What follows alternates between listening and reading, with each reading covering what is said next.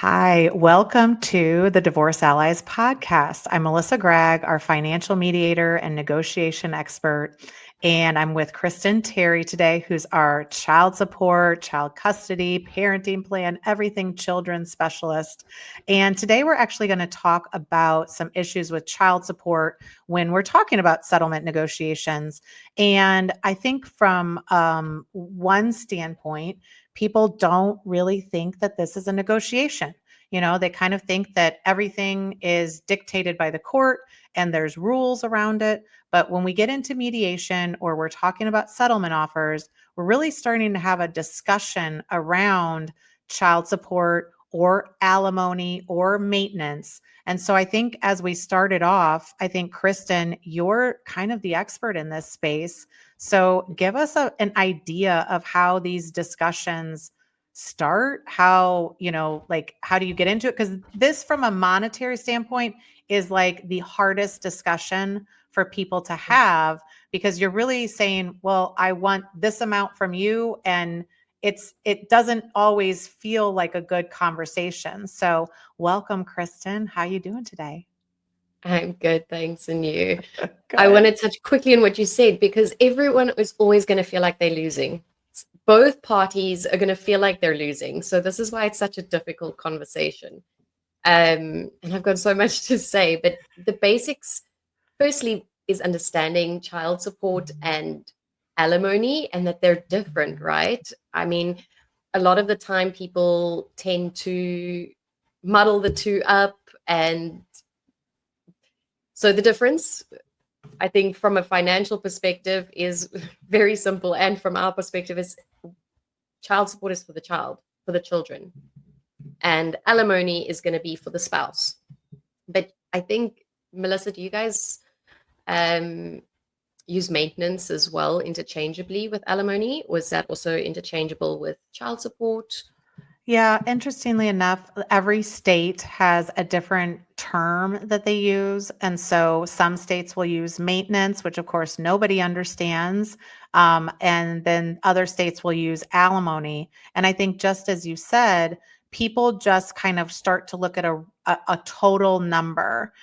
So in the US, it's no longer taxable. Like alimony used to be taxable in some capacity, and child support wasn't. But in really looking at them, they all have different kind of parameters of how to figure it out. But for the most part, I think people in general, couples, will just be like, what's my total payment? Not understanding that child support ends and sometimes maintenance doesn't, or alimony. And so there are so many things places that we can go to have this discussion.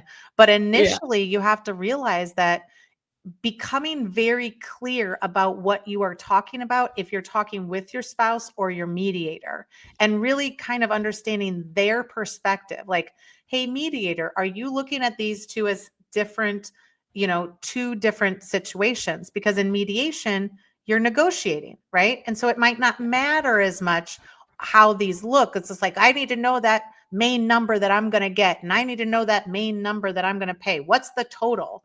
When the fact of the matter is they're calculated very differently. And for this discussion, we're kind of primarily talking about child support, but we'll layer in alimony and how it's included. But I think setting the tone for that discussion, knowing that every single different person could have a different perspective about this issue. And then if you're in a different country, if you're in a different state, like the US literally has different rules for every single state regarding this. So you can't talk to your friend who's Yeah. over in Missouri and then your other friends in Illinois. They're going to have completely different perspectives. So I think that's a good point that you're making. Like, set the tone of like, what are we talking about in this situation? Yeah, because it can, alimony, child support is, most people can agree if you've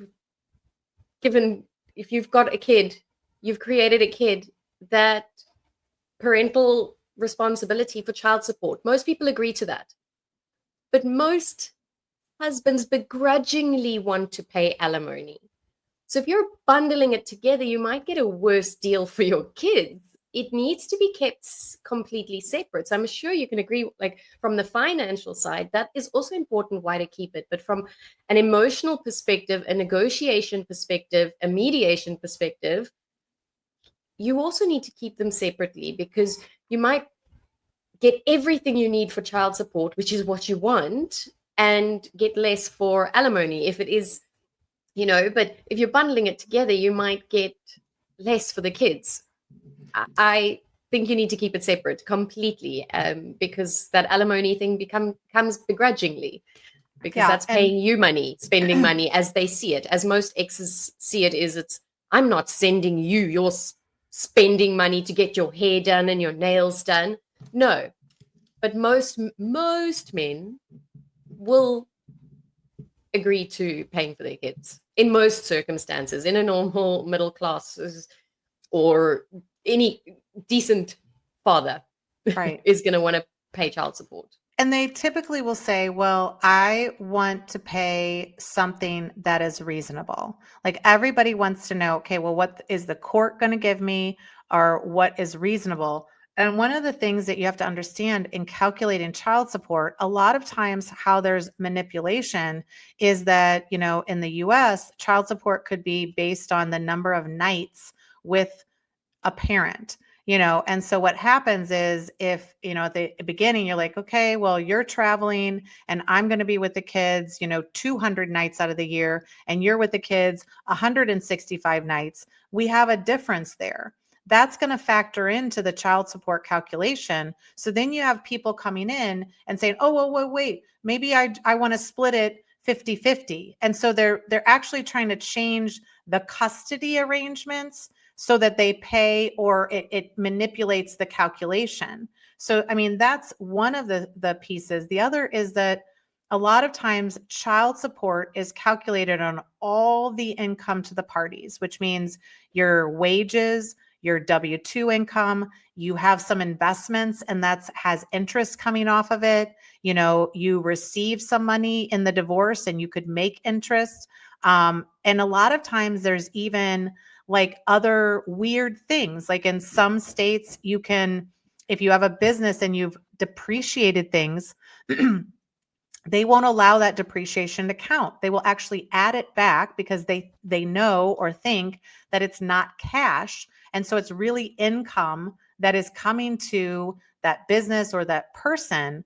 And so there's a calculation of really all of the income to everybody whatsoever, whereas alimony might just be certain income. It just might be certain things. And so even in that context, how it's calculated is we're throwing everything in there, and that becomes a little difficult when people are not disclosing all the information, and then if they want to come back and say, well, oh, wait, you mean I pay more if you keep the kid? Well, yes, like I have more meals that I have to pay for them. I have more, I'm always buying the kids clothes or their jackets or their winter stuff or their school stuff, so it's really having a bigger picture, maybe not going in at the beginning and saying, okay, I need $2,000 a month to pay for the kid. It's like, okay, what is reasonable? Like, is everybody aware of the expenses? And that could be a starting point of like,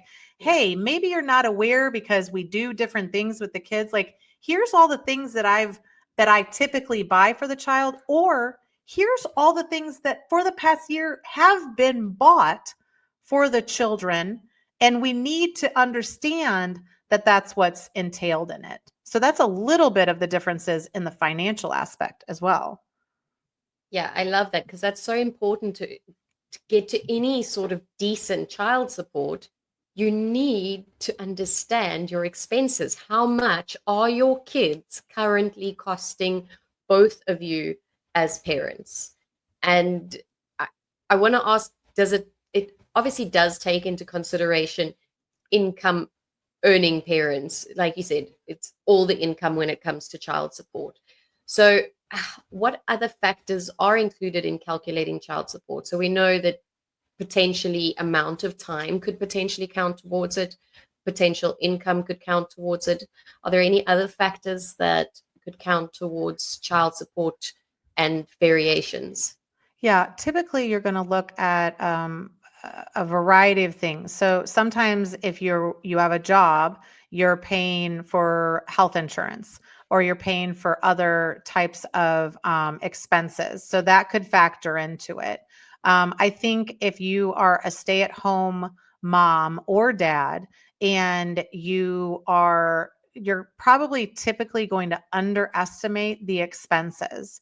Like most of the time we underestimate the amount of money we spend on food. And we underestimate the amount of money that we spend in summers when they're like literally eating us out of house and home. So I think in some capacity, going back to your bank account and downloading like 12 months of the activity and really starting to see like, okay, maybe I thought I only spent $300 on clothes, but actually we bought a $200 coat. Like it's really getting everybody on the same page of like, these are our expenses. What are you doing in addition? Well, I'm paying for it through my company. Okay, that's good. You're going to get some credit for that. Right? But when we really look at it, you're trying to be whole if you are the person providing more of the support to the family physically, like being in their presence more often and paying it. Like there's sometimes where you can look at having like a joint credit card where you're running those expenses and maybe you're, like somebody's paying them, but the initial conversation has to start with, these are the expenses that we currently have with the children. These are the summer camp expenses. These are the, yes, food and shelter and clothing is a big picture, but in the wide scheme of things, those might not be the biggest expenses. It might be summer school. It might be summer camp. It might be after school care, right? If you want both parties to go back to work, then who's going to take care of the kids after school? So it's also those extracurriculars that really get, like, are you on a travel basketball league? Are you on a travel hockey? Some of these sports are just the equipment alone could be $1,000. And if one parent is really championing that and the other parent was always kind of on the fence about it, then it's a discussion of like, if that's really important to you, maybe those expenses are all yours. Like they're not coming into the calculation of the child support. They're coming into who's going to actually pay for what. And then if you're going to pay for that, is there an inequity, right? Is it uneven? And then how do we fix that by somebody then paying the other person a little bit more so that that person can facilitate what needs to be done for the children? Yeah, definitely. These are all such valid points on when you're negotiating the support for your kids and the finances for your kids when splitting a home.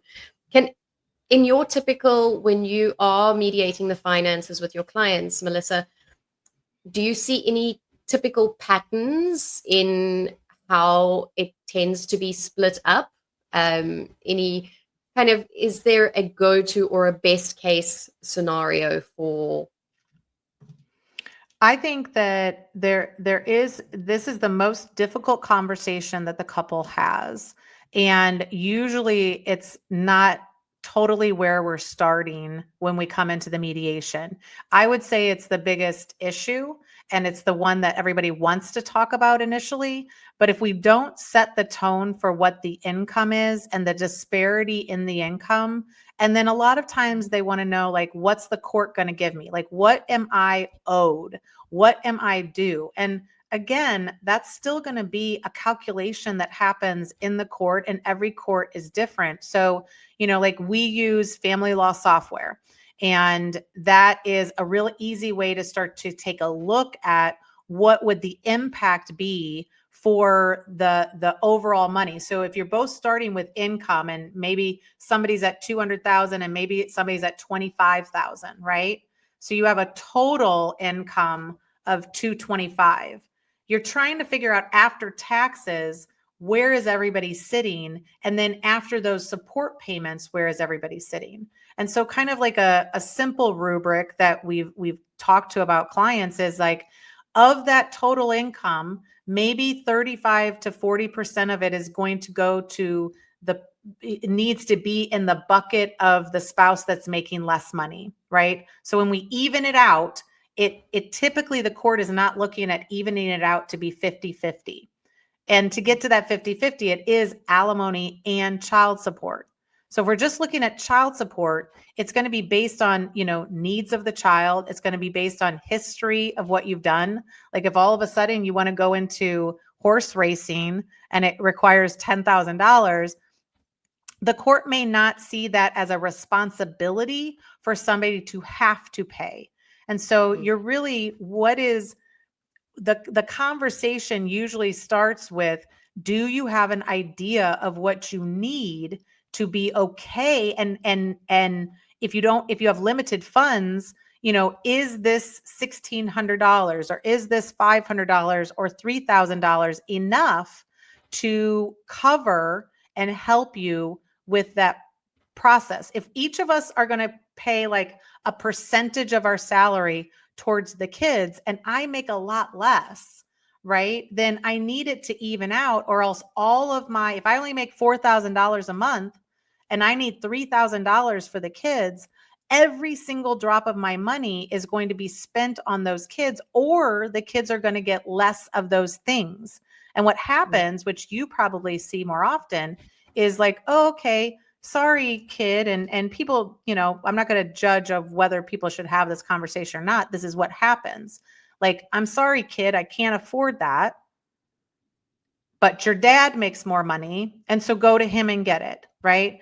That creates this co-parenting dynamic that really isn't conducive. Now you're putting the child in the middle of a financial issue, and they're just trying to get their base needs met. Like, okay, I didn't know that, food was an issue. So you're really starting to have this conversation so that you don't enter into co-parenting in that manner. And if you're in mediation, there aren't the same rules, so it really is a logical discussion of like, how can we make this work? And, or what I kind of deal with it is like, okay, spouse, maybe you don't want to pay the other person for that. Are you willing to cover it totally? Like, are you willing to cover when the child needs a new cell phone?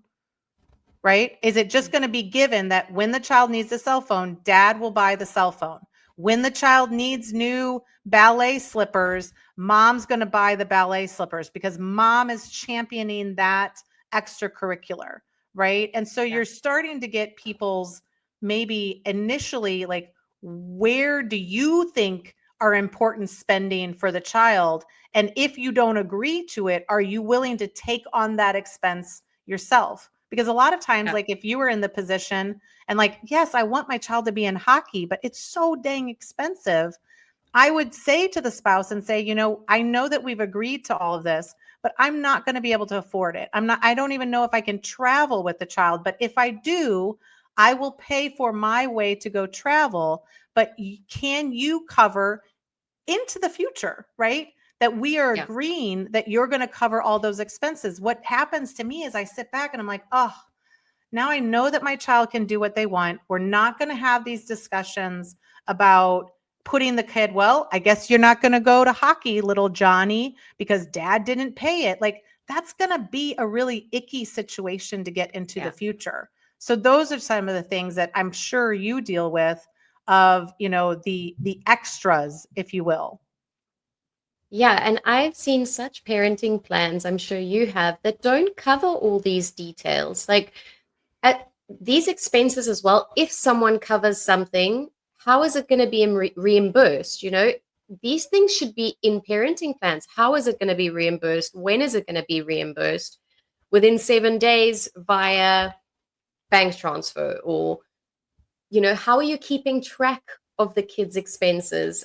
I mean, there's so many co-parenting apps, Our Family Wizard, Two Houses, but there's tools out there to help parents.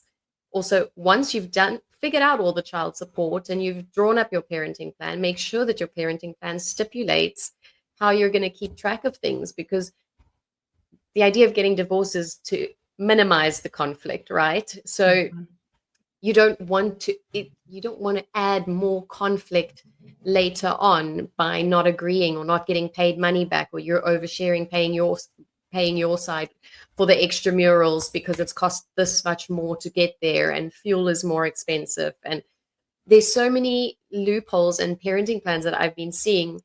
I draw parenting plans for my clients that they can take to their lawyers and to their legal teams, because the ones that they're getting sent to them are so vague, and you're just opening up for constantly having to go back and reevaluate, get the court involved again. So it's so important in the beginning, understand your finances and your kids' child support and who's paying for what, how are they paying for it, when are they paying for it, and keep track of your expenses by using a co-parenting app or a financial tracker or whatever you want to use. That's kind of one of my tips on the whole child support. I don't know if you have any tips, Melissa, or anything to add to what I said there. Well, I think that, one of the biggest issues is that if the one parent is not making as much money and you have a huge discrepancy in income, then when those payments are due, we're not getting reimbursed. And so I'm really looking at different ways to deal with that issue so that you're not at Johnny's hockey meet and the coach is like, hey, could you pay that amount? We haven't been able to get a hold of your, the dad or whatever. And now you're in a bind because you want to pay it, but it's $500 and you don't have it and you don't know when it's going to get repaid. So some of the discussions that we have is like, what if there was a credit card, right? Held in the name of the parent who's paying child support, has a limit of $1,000, $1,500. And it's already discussed that if there's hockey, if there's coats, if there's a cell phone, mom could go get the cell phone for the child, right? And facilitate that action, because a lot of times the mom is doing the actual legwork for it, or go find the coat at a discount, like, oh, wow, I found a discount coat for $50, but I'm not tasked with paying for that. And I don't want to pay for it and then now struggle with having to do all of this work. So a lot of times, if you can agree to some things, I would go and use that credit card to charge the coat. It's very transparent. And then the other person is paying it. So you have the payment is actually in limbo as opposed to you as individuals in limbo. Now, that's not always a comfortable situation. Like people don't necessarily like that, but I'm like, create the rules that surround it that protect you. You don't have a $20,000 limit on that credit card. You have a $1,000 limit, right? Whatever that monthly thing. And it is specifically, and you could have communication like, hey, Johnny's, hockey is due. I'm going to go ahead and put it on the credit card.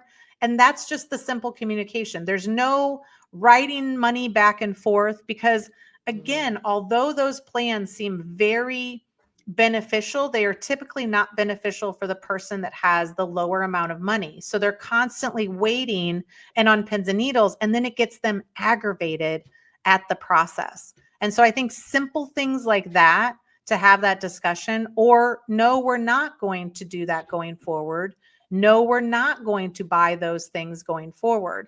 And so it's really figuring out how you guys communicate best, or if there is very difficult communications, I think sometimes then you would not go and pay for that thing. You would have to defer to waiting for that individual to pay for it if it's going to put you in a financial bind.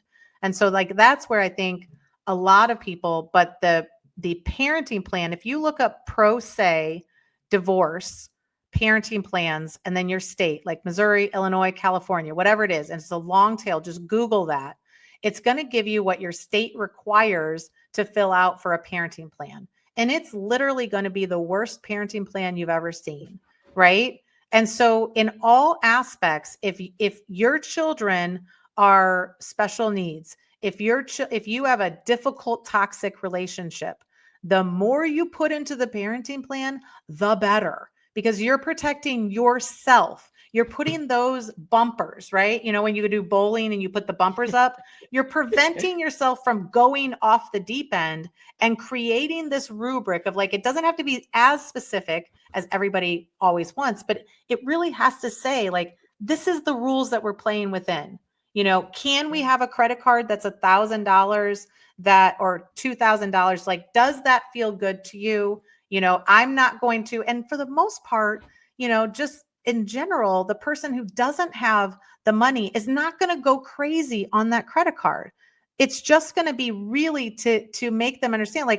Like for example, I had to go buy shoes for two of my kids. $125 for one pair of shoes for each of them. One has ginormous feet, and then one needed them specifically for basketball. And I will tell you, I do not have personally $125 shoes, right? So if you talk to somebody who wasn't a parent, they'd be like, oh, you don't need to buy 120. Trust me, I would love to not do that. I don't want to have this discussion with my spouse or my ex-spouse that you could have found some $50 shoes. Well, go try to find size 13, $50 shoes. It doesn't exist. Instead, I would have just said, hey, I need to get one pair of shoes for each kid. It's going to be $250. We've agreed in the agreement. And so I'm going to charge this credit card. Now, realistically, it should get to a point where it's so easy that those are the norm. Like, yes, now I see, oh, we need shoes like every other month.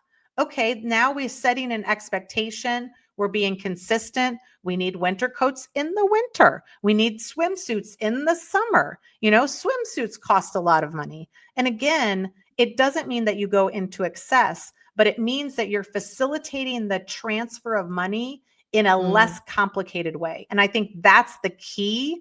Like, you can create a lot of arrangements, but most of them are very awkward and put a lot of pressure on the person who doesn't have the money.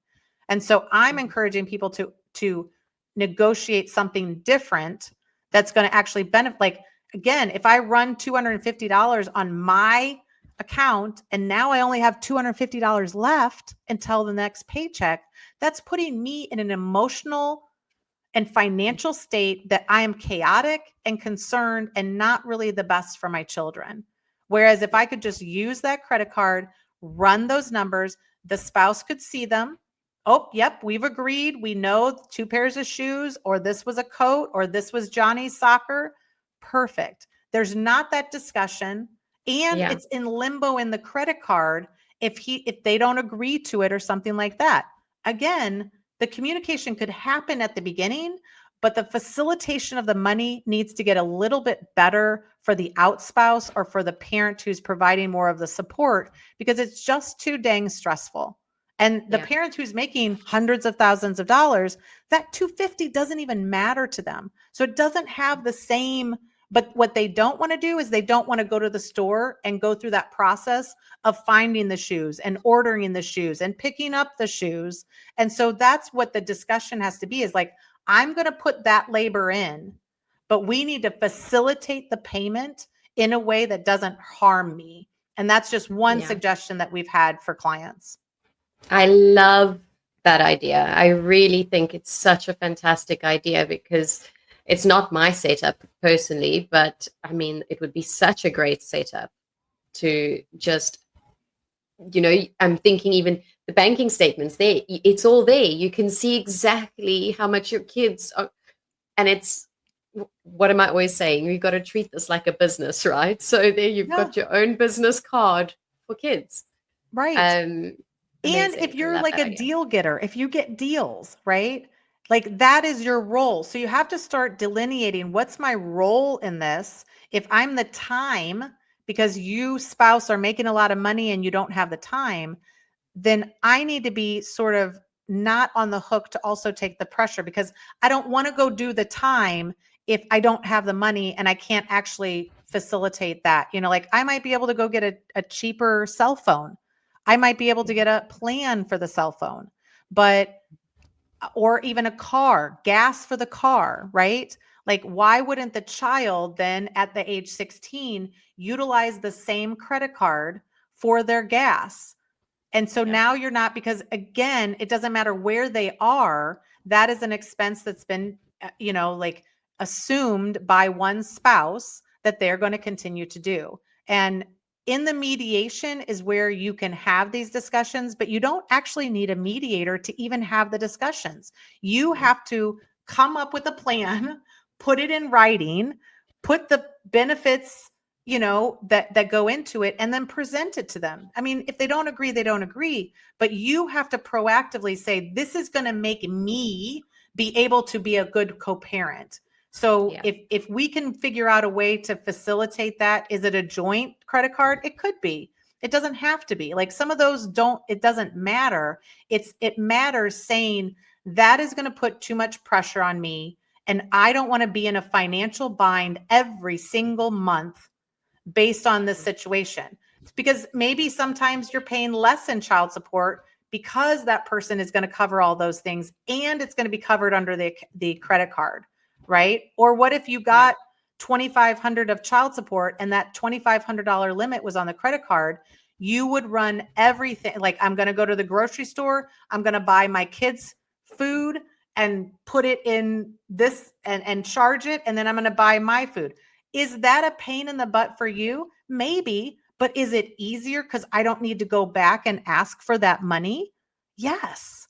So we almost have to reinvent and rethink of how we're looking at child support, and not necessarily care what the court says, other than that is your sanity check.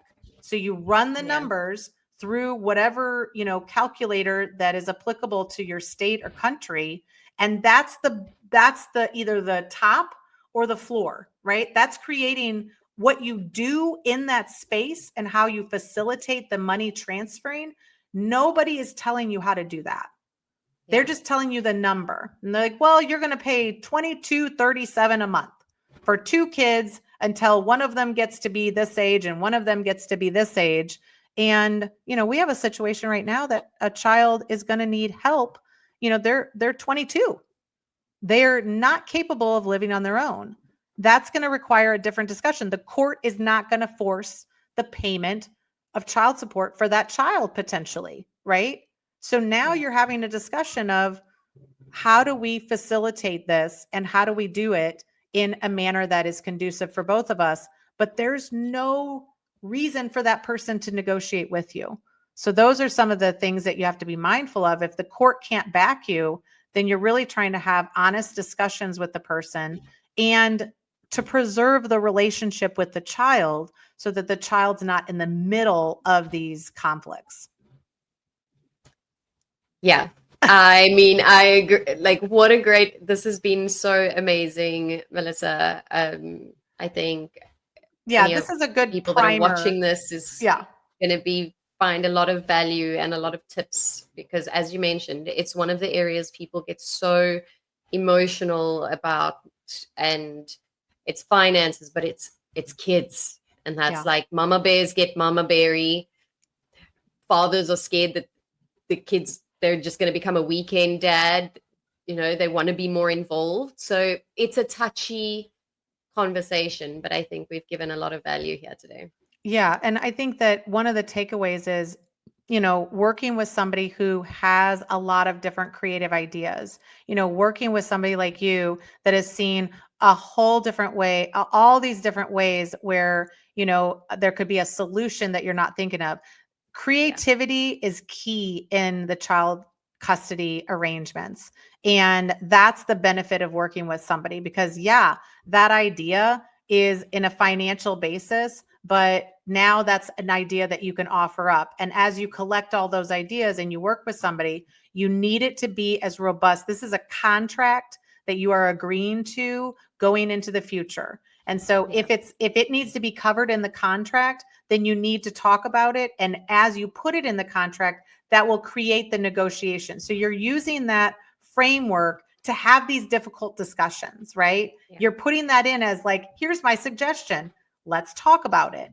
That is an easier way to have a conflict discussion without having the conflict, because I've just put it as a suggestion. These are all the things that I want to cover. Yeah. Usually the spouse that's not as involved with the kids would be fine with a very simple agreement.